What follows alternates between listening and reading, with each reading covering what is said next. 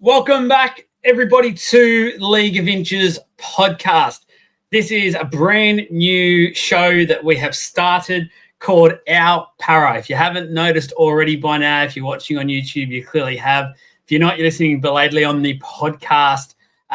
This is our Parramatta-focused podcast, which will be recorded each and every week on the Tuesday afternoon, straight after team list, basically, before our live shows as well. So plenty of podcasting to do, but we are very keen. We've got myself and Jake, two very passionate Parramatta fans who like to call it as they see it as well. We do not hide from anything. We will say what we feel is necessary, and we will not continue to just fanboy for the sake of it. I think that's why so many people appreciate what we have had to say in the past. So this is what it's going to be each and every week. We're going to discuss the game that was. We're going to discuss the team list, the changes, the non-changes, things like that.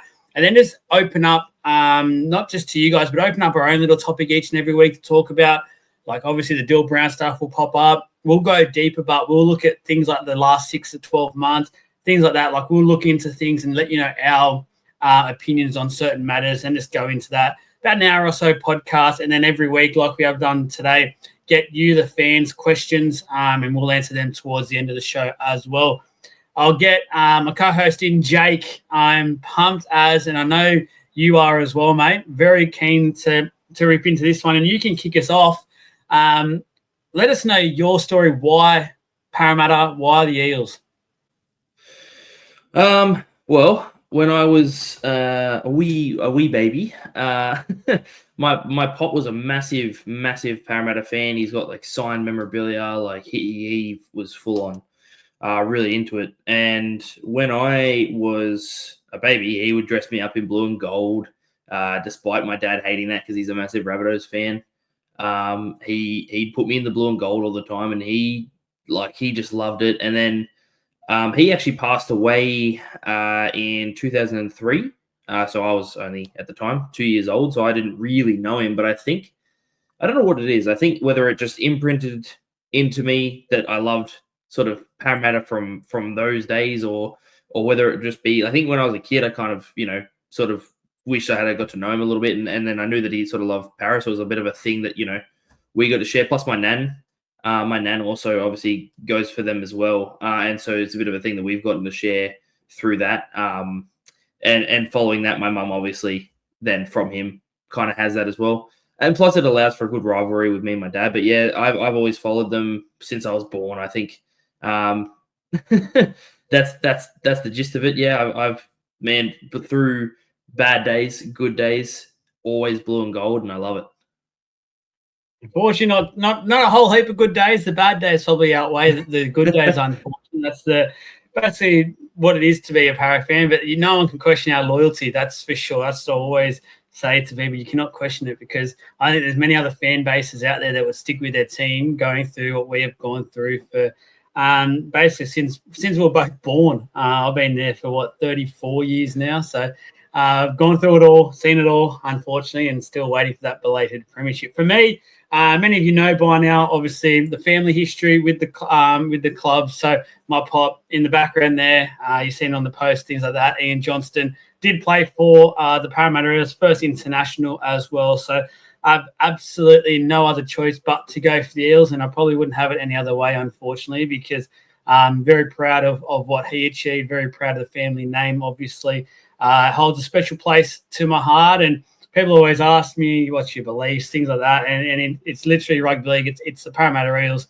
I'm an absolute fanatic for it, and it's the reason why we've both wanted to do this podcast now for probably since the start of the year, if not a bit longer, because we do have a very big passion for the club still. Again, I feel like we're not biased, but we also don't want to override the League of Inches podcast. We know there's 16 other teams. We try to always be neutral, but this is our little safe haven now to be able to tell you guys what we think. And from what I've been told, I've had plenty of messages all year wanting my thoughts a lot.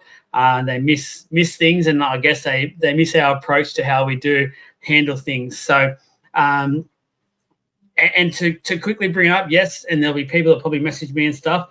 I was part of the SGA, obviously, that has been created by the Eels. I no longer am part of that, so I don't think you'll be getting any inside goss or any. I won't be not teeing off if I need to tee off. That's definitely not the case, and that's probably the reason why I have left, because I miss calling it as a fan. I miss feeling like there's a certain loyalty there. I want to focus on giving the best to my community, which is obviously the League of Inches community, giving you my honest opinions on things. And I just felt a bit weighed down, to be brutally honest with you, when it came to that and the balance. And I didn't agree with certain things that were happening. So I am no longer part of that. I know the post was out by the club, and you all know, and I shared it on the page. But just to give everyone a heads up and be upfront from the start of these podcasts, it's not a thing where the club will tell me what to do, things like that. Literally a fan podcast, and I will give you my thoughts 110%. So in saying that, I feel like there was a bit of a rumor or something around last week because for mine, the players must have known. They knew that this was coming, this podcast, so they decided to pull their finger out and get the win. And that's exactly what they did on the weekend. So we finally got the win up 23 points to 22 over the St. George Illawarra Dragons. The try scorers were Josh Adokar in the 24th minute, Isaiah Ayongi in the 56th minute, and Kidioni Katoga in the 62nd minute. And obviously, we all seen that. The penalty goal first from Zach Lomax in the 74th minute, and then his field goal to win it in the 83rd. It was a thing of poetry. We have spoken about this on our Sunday podcast, a deep review into both teams, but strictly Parra-related. Jake, start it off. Hit me. Mate, we looked like a football side. We looked like we actually knew how to play football for at least 60 minutes of the game. There were patches in there where we maybe looked like showed a bit of what we have been showing in the last few weeks, but God, was it better to watch. Oh, it was just so much better to be on the edge of my seat a little bit and actually, be sitting there going, hey, hold on, we could win this game. We're not out of this yet, like this entire time, instead of sitting there going, well, that's another one down. But no, I love watching that game on the weekend. And I mean, obviously loved it even more that we got the win. So it was fantastic.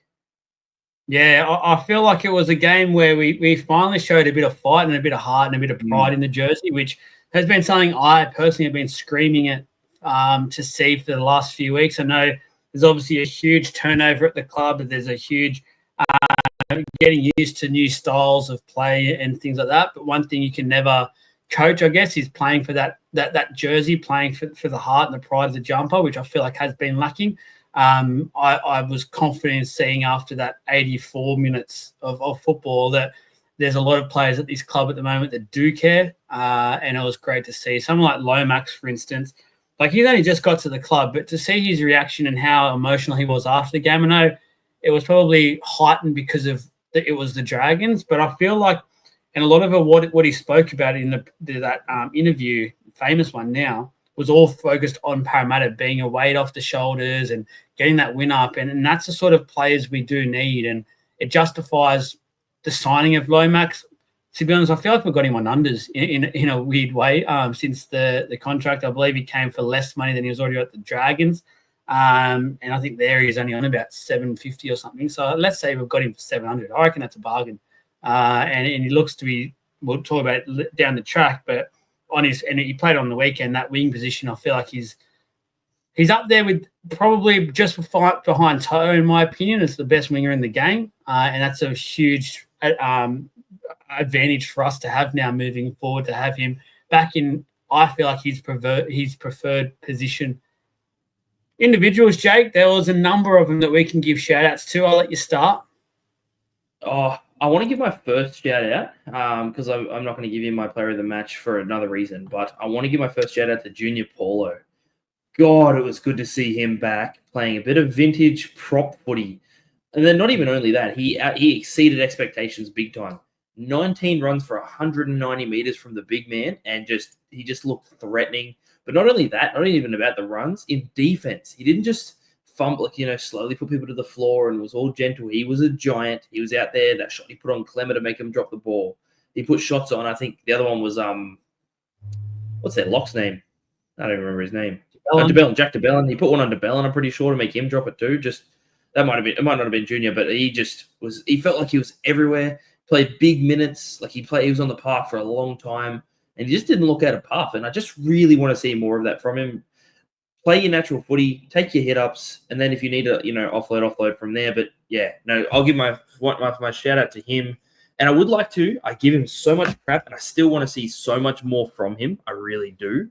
But I am going to say, good job, Sean Lane. I'm very on the fence. Right, I'm very on the fence. Yeah. But most tackles made, 40, with a 95% tackle efficiency for the game. All right. And the last 2 weeks in a row, he took 5 runs in each game. This time, he took, are you ready? 10. Doubled his run count. Let's go. Doubled his run count. Yeah. No, so I want to give it a little. What's that? That's all you need. That's all you need from him. Just keep doubling. Next week will be 20, and you'll be just over the moon. We won't be able to control you on the podcast. So I want to echo what you said about Junior Paulo, and I've been a fair big critic of his game in recent times. I haven't liked the start of the year. I know there was a lot of talk about him losing in weight and things like that. He's still a big boy, and I just don't think he's been using that at all, and he's been playing more like a halfback, really, to be blunt about it. And I haven't liked that part of the game. We still need forwards to be going forward because, in my opinion, we're very much lacking in the forward department at the moment. So we can't have arguably one of our best forwards when he's on form not playing that role and being something else. So when I think about it, we've got a fullback, we've got a halfback, 5'8". Even the hooker's obviously service, but we've also got the lock. Our locks can play with the football as well. We don't need the extra person. I feel like it's too much. We do need some of those players to actually lay the platform, and that's what Junior did absolutely expertly. And it was an 84-minute game because of the extra time, and he played 72 minutes. So he's clearly got some fitness there at the moment as well, which is very evident to see and great to see now because obviously, and we'll talk about it down the track, but someone like Reg not being at the club anymore, there's a lot of pressure now on Junior to lead, not just the props, but the forward pack overall. And I think he's done a tremendous job on the weekend. And now I want to see it consistently. I want to see that style of Junior. And on that, I feel like next up that I want to give a shout out to, and his game was probably helped by Junior's game, was Riley Smith, who I thought was huge when he came on off the bench, in my opinion. And the forwards, again, helped him a lot, but it was his own energy that he came off from the bench and provided. And that's what I absolutely love of what we've seen from him so far this year. And we obviously haven't got to talk about it too much from a blue and gold point of view, but I keep calling for it. And I know on the weekend there was that late switch, but he's easily the best hooker at the club. And it's very evident every time he's on, we look like a better football team. And that speaks volumes for mine. Oh, yeah. I was hearing a lot about him over the preseason, Riley Smith, and I think I was super excited. I didn't expect him to get even onto the bench, especially for like that first game. We kind of had him, and then when he first showed his face on that field, I've gone, wow, this kid is going to be something special. Just his you could see, and in every game he's come on through this season, every time he's on that field, you see a difference. You see a shift in Parramatta. Whether it only, maybe in those times it's only been for 5-10 minutes or whatever, but when he's on the park, we play better. There's a direct correlation. When he's on the field, we are a better football side. Whether that is because of the service, whether that is because of his energy in defense, which is, first of all, awesome. He is just everywhere. He makes cover. He puts our experienced players to shame at times where he just covers. He's just there all the time. And look, he's a rookie. He's going to make mistakes, but he doesn't seem like the type to let those phase him. And I love that. I love that so much. I love that energy. Riley Smith is going to be something special. I don't want him to get as much game time as possible, especially after a bit of a win when he's gotten a lot of minutes. Yeah, let's get him on there. Anyone else you want to give a shout out to? Big time. Parramatta Eels debutant, Dylan Walker. As soon as you talk about making an impact when you come on the field, Dylan Walker, what a difference he made. As soon as he came on, our attack looked like it just shifted 2 years. He ran direct and straight. He shifted the ball at the right times. Yes, look, he made 2 or 3 mistakes in that game, okay? But he was trying. He was trying to make things happen, and not only was he trying, he was succeeding.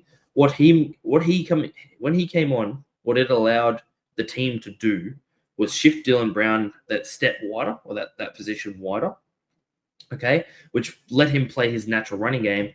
It extended our wingers out, and that's where we scored that first try with Adokar.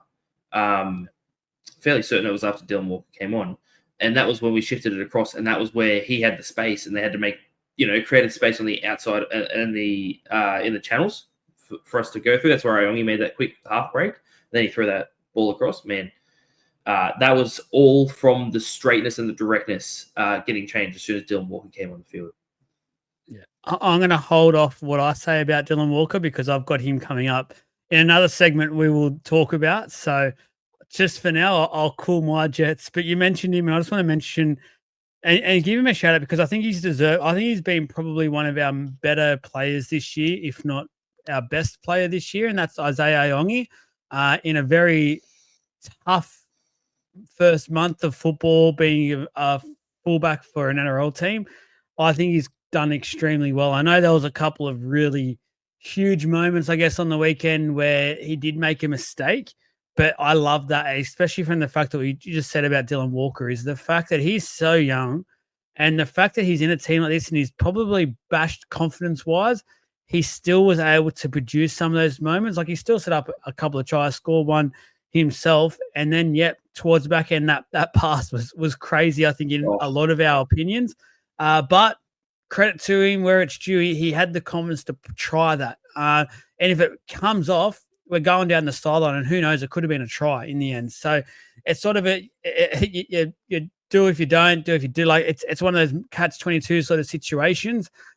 He went for it, and to be honest with you, I'm so happy to have someone in that position that will go for that because it wasn't too long ago we used to celebrate that from someone called Jared Hayne. Now, I'm not going to make comparisons. I don't want to put that pressure on him, but that similar sort of style of play is what he used to ice every single time.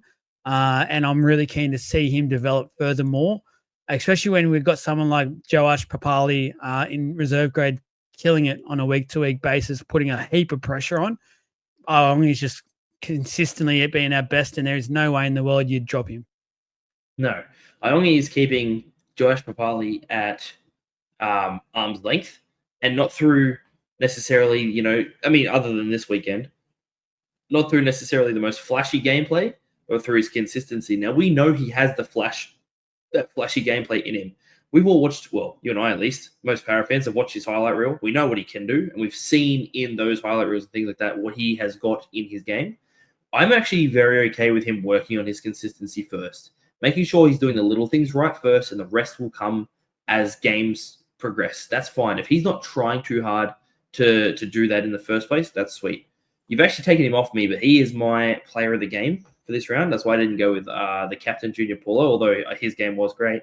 I thought that Iongi was just everywhere on the field, and it actually felt like it was pretty cool. It kind of felt like it was a direct challenge because he had Gutherson lining up against him on that other side. It almost felt like he's gone, right, I'm going to show Parramatta fans here what they've got with me. I'm going to show the fans, like, this is what you're getting with me. And I understand, who he was to you. Here's what I provide. And you know what? Yeah, he threw a bad pass. And you know what? I really hope that fans, because I saw some fans immediately, like, they're like, oh, drop him and all this crap. And it's like, are you kidding yourself? The guy's he's played 4 or 5 NRL games at this point. And you know what? Like you just said, he's got confidence to try and maybe throw a game-winning pass and things like that. That is not a bad trait to have. Yes, he threw a bad one. In a couple of weeks, sorry to cut you off, but in a couple of weeks, he'll do that again and it'll come off and they'll be the first to cheer him and be like, oh, what a gun, he's a freak. Like, just chill sometimes with these young guys. Let them develop and let them do what they've got to do. The mistakes will happen. Like, don't forget, the all-time greats of the game, Thurston, Johns, to name a few, Smith, they all made mistakes. That when they were that age, there was some of the greats hadn't even made their first grade debut yet. This guy's being fullback in a game where there was so much talk about his opposite number, and he had a cracking game himself, Gutho. He was probably man of the match, to be honest, in a losing team. And only instead of falling to that pressure, continued to rise and continued to say, you know what, I know what you're doing out here, Gutho, but this is my home ground now, and I'm going to show you what I can do here. And he just picked his time perfectly, and had so many moments. Before I go on to my player of the match, because you've already started that now and jumped to it, I want to give one more final shout out to Dylan Brown.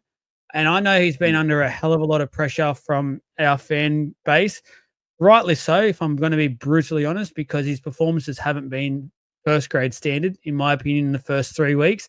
But goodness me, he came back with a bang on the weekend. And that might have been helped with Hawkins having a bit more confidence as well and being a more dominant 7, which I've said from the start, since the start of the year, all these calls out dropping Dylan Brown, I would not even touch that yet until Moses came back to see how that partnership continued. Because in my opinion, we need both of those to fire to be able to win games, to avoid the wooden spoon and things like that. I don't want to just go, yep, here you go, Newcastle, have a leg up this year, go play some finals football and away you go. Because if they land Dylan Brown now, they will end up playing finals football. And I don't think we should be helping a club out or a team out like that. He's a Parramatta player this year. If we can get more performances like on the weekend, now, yep, it was only one. He needs to back that up again, like I'll probably say about everyone for next week. That's the player that we're all going to miss a hell of a lot. He's a huge quality player. And when he's in that mind frame, he's almost impossible to stop. He just was relentless on the weekend, and I loved it. Absolutely. And yeah, look, yeah, maybe his performances before haven't been to standard, but again, the first 2 rounds he was getting played as a 7. He's not a 7. We know this. So we knew he wasn't going to come out and do those performances because it's just not in his game, and that's okay, right? That's just not what we signed him for, and it's not what he does. We are understanding of that now. The next 2, we kind of maybe expected him to do a little bit more at 6. He still had Dean Hawkins, a relatively inexperienced player. I know he played most of the season at the Rabbitohs, but, that was in that season when they weren't particularly doing that great. And, he still kind of had to play like the main half. I think the big difference here, and I said it earlier, and this is hopefully going to work even better once Moses is back, is the Dylan Walker effect. I know you said you're going to talk about him later, and I'm just going to briefly mention this now, is what I believe he did was acted, obviously he was playing like a lock role, but he acted almost like a half in the middle so that Dylan could play that step wider and play his natural game. And you saw it opened up, things opened up for him. And he took his running game on early, and I saw a lot of comments where people were like, oh, now he's running too much, he's trying too hard. Do you want him to not try, or do you want him to try too much? Like you kind of have to pick, you're going to have to pick something here, because the guy, like that game, tried his heart out. Whether he was the best player on the field, probably not, right? But he did well, okay? He's trying to find a way to get himself back into it, to get his performances up. So I'm willing to give him a little bit of leeway, especially at least until Moses comes back, for sure. Like, he's finding where he fits in this team, in this role system. So are all the players. I'm going to quickly touch on this before you move on and before you get to your player. I do feel that from the beginning week to now, we have slowly built. It has felt like there have been minor and slow improvements. And I think every player is feeling that. And I won't go too deep into it because I want to touch on it again later properly. But I just want to say that I think that applies as well to Dylan Brown. They all have to find where they fit and where they fit in the systems. Yeah, they had a preseason. Preseason means nothing once you get into a game and anything is happening. Yeah. So give the boys some time, give them some patience. No, we're probably not going to win the comp this year. Pretty much definitely not going to win the comp this year. Okay. But this year will give us what we can expect to see for the future. Give us some time. Give Ryle some time. Yeah, no, you're spot on there with what you're saying. I'll hit on the head now. The Dylan Walker, while I was holding back, I've actually given him, controversial, I know, but I actually gave him my player of the match because of what you literally said when you first mentioned him was he turned the game. And I don't think we win that game if it wasn't for Dylan Walker and his impact coming off the bench and what he provided, because it was so obvious to the eye the impact that he had to this team. And it was exactly what we've been missing for 3 weeks now. Yep, he would not have made a difference in round 1. We got absolutely annihilated. But I reckon he probably would have made a difference against the Dogs, the Tigers as well. we've been screaming now for a player like this to come off. And the thing is, he also helped Hopgood's game out immensely. And it was so good to see Hopgood. His game was simplified, and that is what we need from him. I feel like at the moment, he was asked to do, I think, too much at the moment. And that's nothing against Jermaine Hopgood, but I like the fact it means he's got a few less minutes, simplified game, and we've got Dylan Walker now actually doing a lot more in the middle and being that guy who can ball play and shift the ball if we need it. And it's not our forwards because, again, like I said at the start of this podcast, we need go forward. We're not getting enough go forward. So we need some of these bigger boys to be providing that, which this now allows it. And I just couldn't go away from the fact that his impact was immense, Dylan Walker. So he was my player of the match this week. Again, I know controversial, and in the comments for sure there'll be a few going what, but I think for that reason alone, if a player has that impact, where if, in my opinion, we don't win the game if it wasn't for him, that for mine is a player of the match. So I can get that's what behind I've that. done there. I can get behind that. No, I think that's fair. Yeah.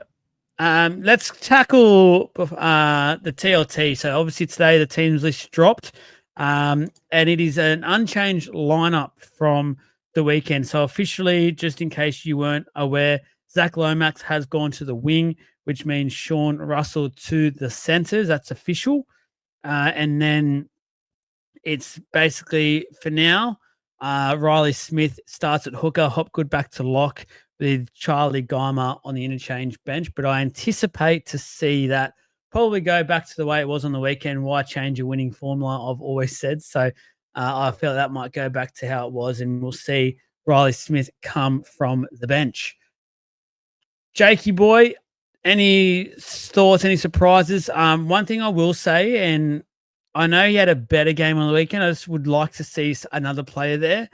Still, Sean Russell, even at centre, I just not a huge fan of, and I'd like to just see Bailey Simonson put there sooner rather than later. I've seen his game on the weekend, and he looked to be back to good enough for mine to be replacing Sean Russell and can offer more to our team, and that's probably the only obvious change that I would be making. There's one I would make. They've got, and I'm hoping that this doesn't happen, but they've got Will Penasini still on the left center, based on where the numbers are and where they're standing. Yeah. They've still got him on the left. Man, please, if you've now moved Zach Lomax to the right, why would you shift that around to be different to what won us the game on the weekend? I don't understand that. Like you said earlier in this podcast, right? We're going to be critical. There are things like I just said, yes, we have to give Riles time. There are still going to be decisions I'm going to disagree with, and I will call out. Okay.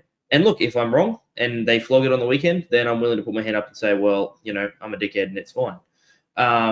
But looking through, it's a pretty much unchanged lineup from the start of what we sort of saw last time. But like I said, Will Penasini is a right center. He's played right center his whole NRL career so far, and he's played his best football in right center. Please put him in right center next to Zach Lomax. That was awesome. The combination looked great. They looked attacking. They looked great over there. Do that again, please. He hasn't looked solid defensively in the left center. The other one is no, that's about it. Luca Moretti. I want to just quickly touch on Luca Moretti. He got about 15 minutes last game.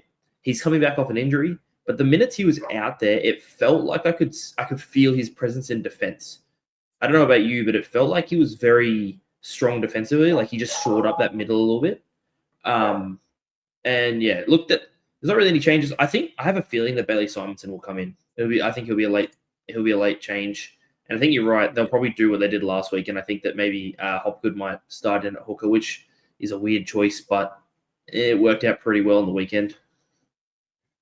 It worked out. The only thing I will say on that, and I thought we didn't start the game great once again, and I just look at it like I just think Riley Smith is the best hooker at the club. He's the fittest at the club.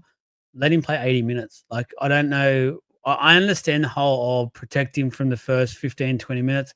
He's also a really good defender. So I don't think you're really protecting him or need to protect him. I think he's able to handle it perfectly fine. So that would be the other thing if I was to be picky, that I would be making a change, just because I still think we're trying to get I don't think we've started well in any game so far this year. I think it's pretty fair to say. So, like I remember, our discipline's been really poor. I feel like every game so far, the first set or two, have given away easy penalties to help teams straight away get on the front foot, get downfield, get start attacking our line from the outset. And we need to start fixing that. And I feel like having the best players in their best positions from the start will help that. So I just have Riley Smith, even for his energy, we need to have energy from the start and front load our energy, in my opinion, and he'll help that immensely. I feel like, in my opinion. So, anything else for that, Jake? No, the team list mostly is unchanged, and I'm pretty happy with that. I'm willing to give, the last few weeks I've been calling for Sean Lane to be dropped and Kitione Katoga to be dropped, but I think I'm willing to give them another week or two after the games on the weekend. They have made some mistakes, and yeah, that's the case. But like I said, Sean Lane was a big improver. I hope he does better again this week, and I hope he improves on his improvement. Yeah, I will see. I want more out of him. I want more out of both of them, to be honest. Yeah, I'll reserve my judgment for now. I think a lot of people that will be listening to this know my history and know my thoughts around it. So for now, I'll give him a week off for that. We did mention we'll bring up things from like the past. We'll talk about things openly, talk from our opinions. We haven't really said much regarding a lot of things around the club over the last 6 or 12 months. So this is our platform to do so. This week, I thought we'd touch on a couple of the really big losses that we've experienced over the off season, and that was obviously Clint Gutherson and Regan Campbell-Gillard off to the Titans. So, two huge personalities at the club, two players who I feel like, especially early so far, we would have loved to have out there playing and probably make a difference. Again, I don't think we beat the Storm, no matter who's on our team, just the way that game was. But for the other games, perhaps that they help us.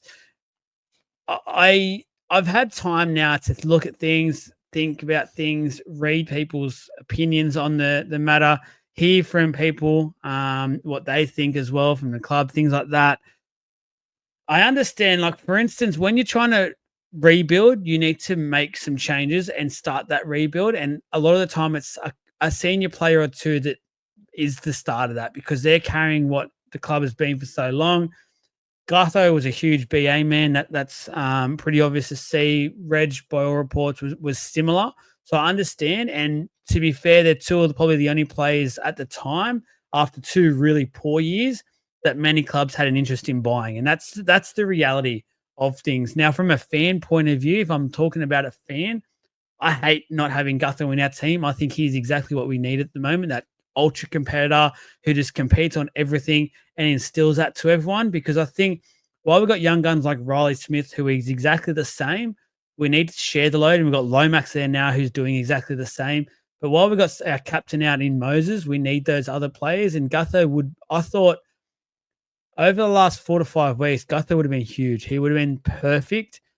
But then in the same thing in saying that, Regan Campbell-Gillard at the moment, being that up and down forward, just going about his work, playing a decent minute stint, would be, again, with our forward pack for mine, feeling like the weakest point of this team right now, would be immense. So from a fan point of view, absolutely miss him. And I hate the fact that it was what it was. Get the fact that we possibly just wanted to start the clean out, and they were the 2 players that other clubs wanted, and I can understand that because we've seen now at the Dragons how good Gutho is and continues to be. I'm amazed that there were some fans who were happy to see him go and thought he was past it, which is absolutely crazy talk. He's clearly showing he is not, and playing at an elite level for 80 minutes every week so far. So yeah, Jake, what are your thoughts on those 2 and the departures? I'll kick it off with Big Reg. He was an acquisition when we got him that I was super happy about. He was a forward that just had mongrel, didn't care what happened, and he just really he for a long time was our 70-minute big engine room in the middle who just did his work. I reckon the last 2 years, and I know some stuff happened with him off the field, but the last 2 years, to me, he felt just tired. He didn't feel like the player he was, especially 2022 when he was this big machine just knocking people around all over the place. And I know he got our players player last year. I still don't agree with that. I think Gutherson should have gotten it last year. Sorry? 100%. I said that was wrong. It should have been Gutho by the country mile. I think going back to those awards, Gutho got pretty much everything else. So I feel like in a way people felt bad about that and wanted to go somewhere else, because no doubt in my mind, Gutho was our best player by, again, the Flemington straight. Yeah. So. But if you look at his performances so far over at the Titans, I don't think that they've been anything, to poke a stick at. I don't think they've been, he hasn't set the world on fire over there. I don't know whether it's the style or like the lifestyle over there where he sort of feels like he doesn't have to because he's got a bit of a better forward pack around him. But I don't know. For me, Reg, as much as I love him, if there's one, especially out of the two of them, that when he left, it sucked, but I wasn't that unhappy about it. I am happy with developing some juniors like Sam Tuavite. He's going to be massive one day. He's going to be an absolute unit for us. We're starting to push through like Luca Moretti, Chuck Geimer. Like we got a lot of things coming through, and I understand that maybe right now, if you're talking about the immediacy, yeah, he could have been useful, but I'm not the maddest about that. Now onto Gutho. I love Gutho. He's carving it up at the Dragons, but how much do the Dragons remind you of the Eels of yesteryear, like last year and the year before, where it feels like the rest of the team just isn't doing what he's doing and he's dragging them into games and basically going, I'm going to get you through wins. So with that being said, now, as much as I love Gutho, and yes, he won us games by himself at times, I feel that the rest of the playing group at the Eels, especially last year, had a massive overdependence on Clint Gutherson. I feel like, especially with Mitchell Moses out, it felt like every other player went, hey, maybe I don't have to do as much because Gutho will just put it on his shoulders and he'll do the work. And I think it was a necessary change. I know you might disagree with me on this.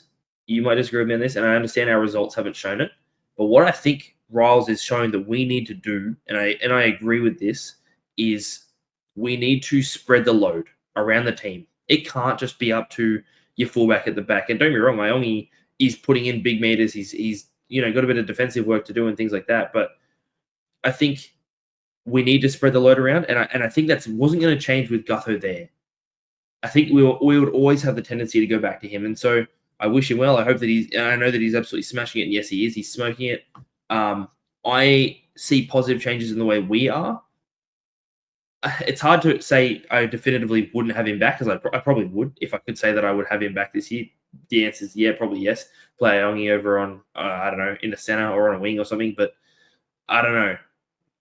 I like the direction that we're starting to head. I can see signs, and I think it's going to end up being a case where we look back on this in a while and go, that probably was the best decision we could have gone with.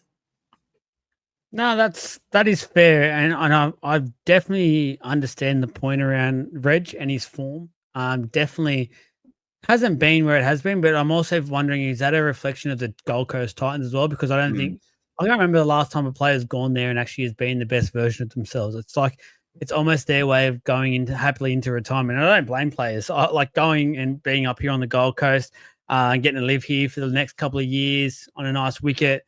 Beach is right there. Like, it's a great place to be. And it feels like that might be where some of the players' mind frames are at when they come up here and sign with the Titans, unfortunately. But and Gutho, to be honest, even if we had Gutho right now, which I would love, I would still have Iongi playing fullback and learning about and going about his craft. Who knows where I'd end up playing Gutho? I just know I just love at the moment that competitor who, in my opinion, has broken himself down for our club, and we've been screaming for it for the last 4 or 5 weeks, players to play for that pride and that jersey. He was always someone that we could never question that did that. Every week you knew. Just add on what you said. I would 100%. As well. I'd have him there partnering Penasini. So probably have him next to Addo Carr would have been the way I would have 100%. Gone about it, and would have loved that. But again, it has happened. But again, we'll bring up some stuff like over the next couple of weeks that we haven't spoken about yet that's been playing around, and just give you our thoughts. So now let's get into some questions, because guys, I'd sincerely say a huge thank you to this because you guys have absolutely flooded this question wise. We almost made a decision to cut even that segment just then and focus on your questions, but we're going to have to get through them pretty quickly. So what we might do is just take one for one, Jake, just so we can get through them all. And then if there is one worthy of a quick little discussion, we'll do that because heads up as well, guys, we've got about half an hour or so to our live show, and we just need to make sure we do get that kicked off on time. So we're under a bit of pressure now. From Instagram, Gallagher167. Should we go all out for Galvin, or do we continue to take a punt on our juniors such as Tweedle or one from a rival club to replace Dylan Brown? Jakey boy, I'll let you tackle this one. Oh, yeah, I'll kick it off. I like the idea of getting Galvin. I think that would be an awesome pickup because I think he's that person you talk about when you say like an ultra competitor. He just wants to be in games. He wants to win them. I think he'd be awesome. He's got talent. He's got everything. He would pair really well. He would pair really well with Mitchell Moses, I think, personally. Don't get me wrong. We have got a gun 6 in Twiddle coming through. We've got, some young guns sort of cropping up in our younger grades that we know are good. I still think they're a few years off, but at the same time, I wouldn't mind signing more of a Wishart kind of player. I think we've talked about this. I don't want to go crazy into this, but I wouldn't mind signing a gun. Even we've talked about like Fogarty, someone who could fill that void for Moses if he's out. I would love to do someone that can kind of play both roles.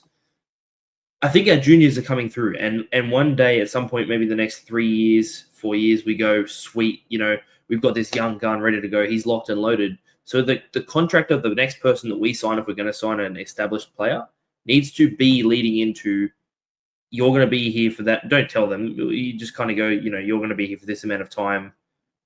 This is what we've got you for. And then we have this young junior coming through and whatever, go from there. Yeah. I'll just add just quickly for that. I'm under the same. Don't get me wrong. I would love Galvin.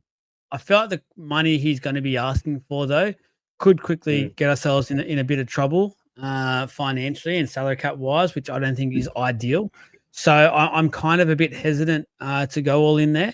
I'm also at the moment looking to do exactly what you're sort of saying. I think there is a couple of good kids coming through, which are probably 2, maybe 3 years away. It has been spoken much, but I'm a huge Jamal Fogarty fan. And the reason I would go this way is because obviously Moses, his injury history at the moment isn't great for Parramatta. He hasn't been playing much at all, which is a huge issue. I feel like that hasn't been spoken about enough. And it's really starting to put pressure on not just the 5'8" being able to manage the game if that's not their natural game like we're seeing with Dill Brown, but also the backup half to come in and do a job, not just come in for like a week or two. He's being asked to do a job for 10 or so weeks of a season, if not more, which is a lot of pressure for someone who isn't quite at that level because he is signed as a backup. So someone like Jamal who could sit there, they could take turns of the 6 and 7 jersey. And if, say, Moses is to go down, we can rely on Fogarty to get us through the game plan side of things, management. I would love that for 2 years or so and let these young guys come through. That's my personal opinion on the matter. Anyway, I feel like Jamal Fogarty would be for mine the guy I'd go after. Next up, talking Parra, do you feel like change is happening in regards to the way the team is playing? 3 better performances in a row with the team learning a new defensive and attacking structure, but starting to see signs of the rebuild. I feel like, obviously, yeah, definitely on the weekend you could say that. That last 20 minutes or so definitely saved us. Again, like I said, there was a poor patch in there, which wasn't ideal. And the starts for mine have been a real concern that we need to make sure we do get better. There's obviously Rome wasn't built in a day. That's very clear here. And there is definite signs at the moment. There is some good signs, but there's also some worrying aspects, which I think are from more so players who are there. I think they're ideally, the club would probably like to get rid of a couple of them, but haven't been able to because clubs aren't interested in them. And unfortunately, we're in a stage still with the salary cap and player-wise where some of these players do have to play. And we're seeing the fact that they're almost deadwood in a way, to put it basically bluntly. So That's it there. Jake, you got the next one. You got Tyler Barton. Do the Parramatta Eels think about bringing Hayne into the club to mentor Iongi? I'll let you answer that one first. He's got a few here. Oh, look, he's been acquitted of everything. He definitely could. I don't think it's necessary.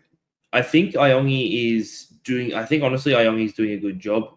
I think, yeah, it'd be good, but I think Haynes' style was more individualized, and I want Iongi to be a bit more team based. I don't think I don't know if I think that that's the right call there personally. It wouldn't be the worst shout. Like if it did it, I wouldn't be mad about it, but I don't know if that's the shout for me. His next one, where does Joash Papali'i come into the team's plans? Now Walker has the 14 spot on lockdown. Too talented to play New South Wales Cup.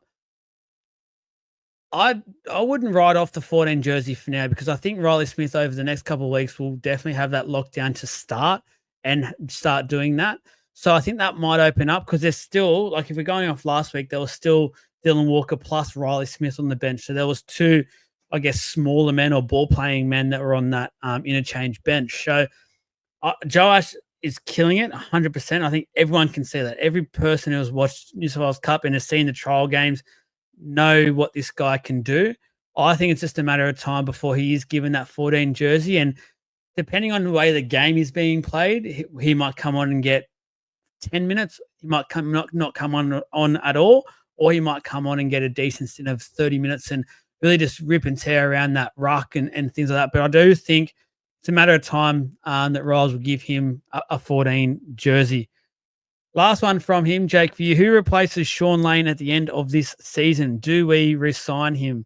Love the concept of the Parramatta podcast, boys. Cheers. Appreciate the support, Tyler. Jake, Sean Lane. That's for who replaces him. I think we've got some young people coming up, and we have, Matt Dury and things like that. I think we'll go to market. I don't think he will re-sign.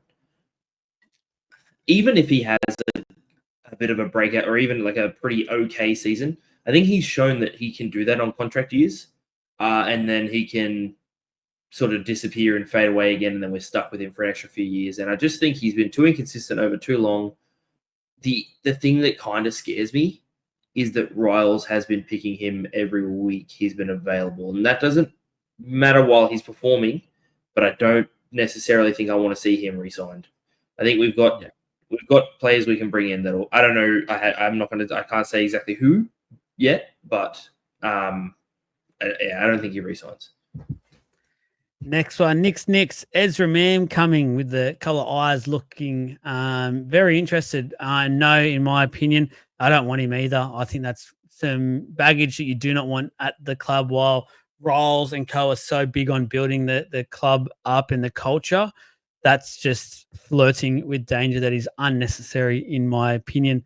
Ahmed, do you reckon you could go? Oh, he asked us, do we want to go live? No, sorry, mate. We weren't able to go live for this one.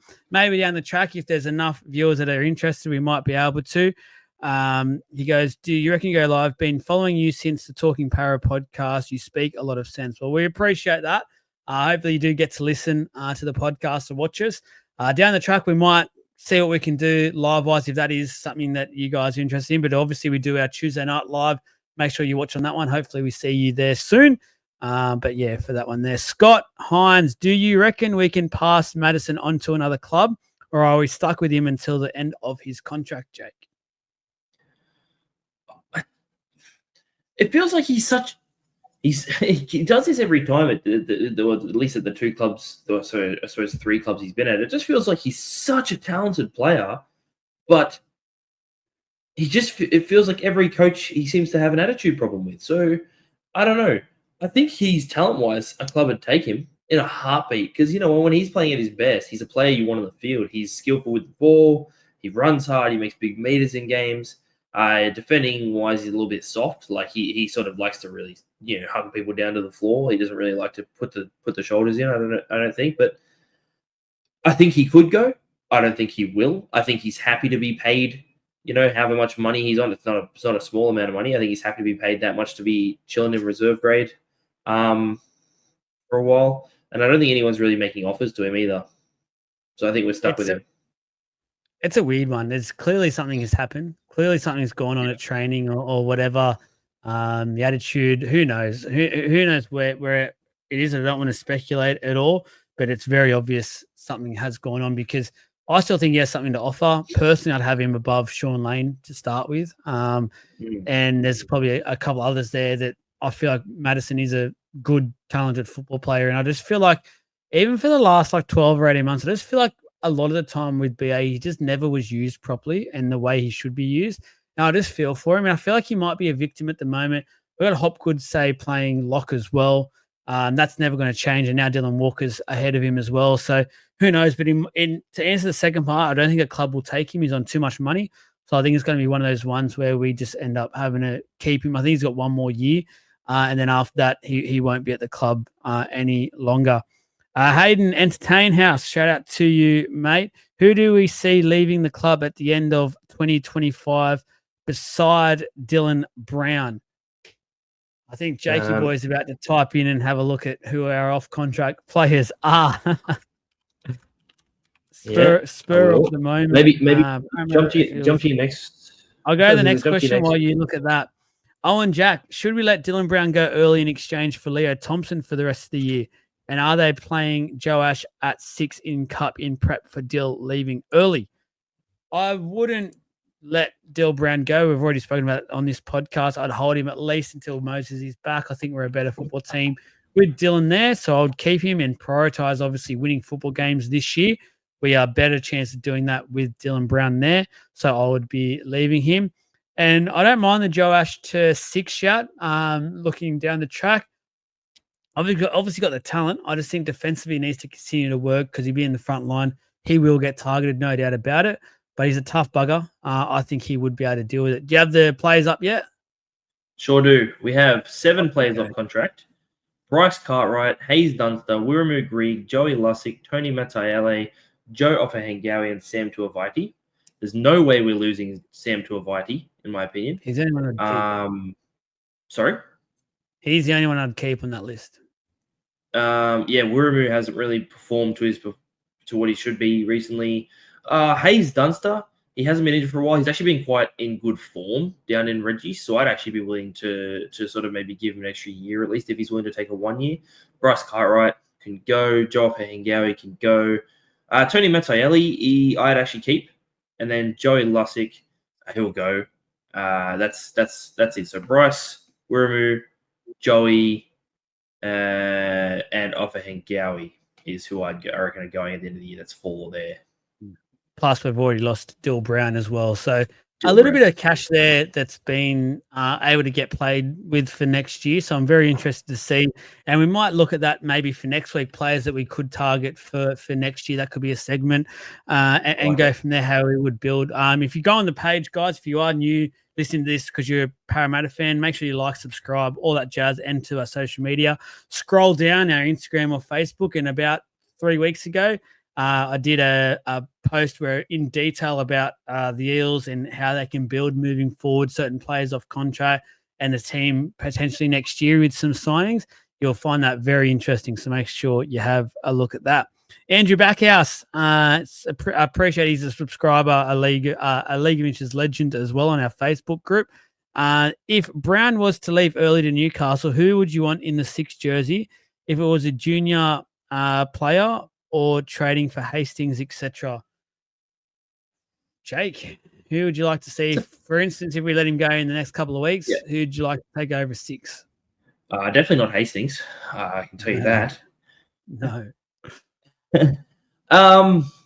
You know what? That is a really difficult one. I am going to say for now, I think Volkman would work better with Moses than Hawkins would. I don't think we need 2 organizing halves. I think we're going to need somebody who is that Dylan Brown style. I wouldn't be adverse to trying Josh Papali in there, though. I would like to at least give him the crack, give him 2 games, give him the opportunity to test himself in there. If it doesn't work, it doesn't work, and he's not a, he knows he's not a 5'8", but I'd be willing to give that a go. But I'll say Ronald Volkman. Yeah, I don't mind that shout for Joash, because especially with Moses back and fit, he'd be the organizer. You obviously just need someone who can run the footy, and that is probably Joash's biggest strength. So I would be salivating at that thought if we were to end up letting Dill Brown go. Rodney, do you think Mitch returning will bring in be enough of an impact, or bring enough of an impact to our team to see us make the top 8 this year? Unfortunately, I don't think we will make the 8 this year. I think we're a top 8 team. I think that's been pretty evident to start the year. I know we won on the weekend, but again, I don't think it was a great performance to be honest. So I just don't see us making the 8 this year. Brendan Grimer, do you believe the Dylan Walker signing will be one of our most important buys this year? I watched him before he came on, and we look so lost. He makes an immediate impact to our team when he was on, and helped Brown become the player we know he can be. Jake, do you think he'll be our most important buy?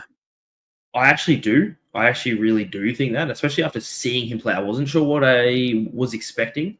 I loved what I saw so much. And not only is he going to help Brown, I think he's going to help Moses, because I think the way I sort of see it is, when they're not shifting, if they're shifting from one side of the field, they'll put all 3 of them in that player movement, and they'll get it across quickly, and that'll work out quite well. But if they're in the middle of the field, right, he'll be that first distributor to either Mitch or to Dylan on either side. So then they can play that step wider and really be able to use their talents on the outside. I think that that's going to work really well as like a bit of a. He's going to be in that distributor role as a lock to our halves, and I think that'll work really, really well. So I'm hoping the answer to that is yes, for sure. I do think so. I am so keen to see Dylan Walker work with Moses on the field. I can't wait to see that. That'll be sensational. Scotty Farmer, bring back the cheerleading girls. Mate, that's the least of my concerns. I could not care less. I just want our football team to be doing well, our footy department. That is all I care about. But each to their own. I'll bring them back. I know there's plenty out there that love them. They get the mood going, get everyone pumped up. I know there's girls that used to dress up and go as cheer girls, things like that. Bring it back if that's what you want. Drew McDonald, a bit of a longer one. Where does the club spend the money it has after releasing Gutho, RCG, and now Brown? With rumours circulating, the club is set to sign St. George 5'8", King Togia, plus with what looks to be some promising halves in our junior systems.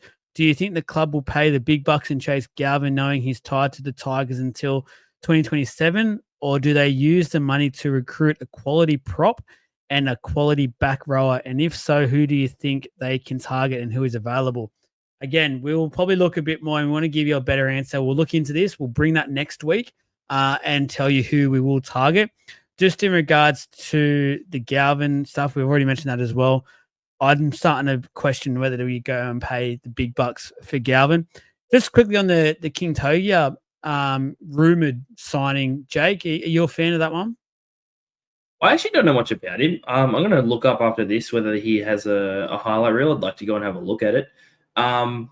Anyone being touted as a bit of a gun, I'm happy to sort of pick up for while they're cheap and develop them ourselves. We've got some developing halves, so I'm a massive fan of there needs to be competition for spots for teams to be healthy. I'm a huge fan of that. I think that there needs to be that, hey, I'm on your ass. I have this spot. If you aren't performing, I'm there.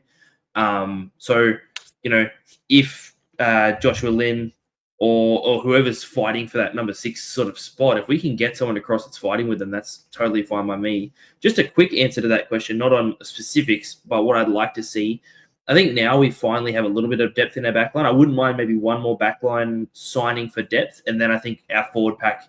If we're going to go cheap in our 5'8", we need a forward pack that will lay a platform big time for our halves, because that will just set us on the right path, I think, for sure. So I'd like to sign some real gun props and second rows, which we'll look into next week. I agree. Just finally I know there's a lot of talk about all these young guns and things like that, and signing some of these other young guns, and all of a sudden it feels like we're going to have 7 or 8 really good young juniors, and it feels like a lot of them play very similar positions like halves and things like that. Don't forget, we've still got Moses signed long term at the club. He's a 7, so it's really only one jersey. And the problem I don't want us to get into is signing 3 or 4 of these gun, say juniors. They'd get unhappy, a couple of them. They're not given the chance, and they're almost wasted signings in a way where we could have strengthened, as I said, the forward pack, which for me seems like a big weak spot at the moment. That's just something I want us to make sure we're cautious about, because it's all well and good to be going out for these guys and setting up for the future. But also don't forget the other part to this is that's going to happen in 3 or 4 years' time. As Parra fans, I think we've had enough of all this, and we want to be successful. We want to be back in the finals football, and we want to be lifting that premiership. So, yep, think about the future and get some of these really good young kids. It's very exciting having, say, Oyongi, Pali, Sam Rani's come over as well. Katoga, we're seeing. It's very exciting, don't get me wrong. But I'd also like us to get 1 or 2 big kills and some big fishes to come in, provide us some much needed senior sort of figures in around the playing squad, which I still think is a talking point we haven't mentioned yet, but is still a bit of a talking point that I think we're still lacking. I'd like to see us land a big fish or 2 perhaps. So go after the kids for sure. I'm not saying not to. It's important, but you just don't want to get too many at the same time and all of a sudden they get unhappy. Rumors circulate. We're back in that whole media frenzy. It's just not something I want to be part of. 100%. That's it, mate. That's our Parra, the League of Inches podcast, our Parra, talking all things Parra podcast. Fantastic. Episode 1. Let us know in the comments. Beauty. Again, like, subscribe, all that jazz. Social media, give us a follow. Let us know any of your thoughts, questions that we didn't answer. We'll talk all things Parra in our DMs. So please go ahead. If you're a business, you want to sponsor the podcast, please reach out as well. There is a sponsorship available for this podcast. No doubt in my mind, it's going to get great numbers. So it's something you want to get onto ASAP and get that exposure for your business. But Jake, thank you, mate. Thanks for being part of the first one. I only get bigger and better from here. Yeah, no, absolutely. I'm excited. Let's do this. Good luck. And just finally, it's our last game in Darwin, thank God. We will not be seeing that place ever again. So please, boys, go out and send that thing out with a bang. Go up there and rip some Raiders' heads off and send Ricky crazy in that heat. So good luck on the weekend to the boys. And thank you once again for tuning in. Go Parra.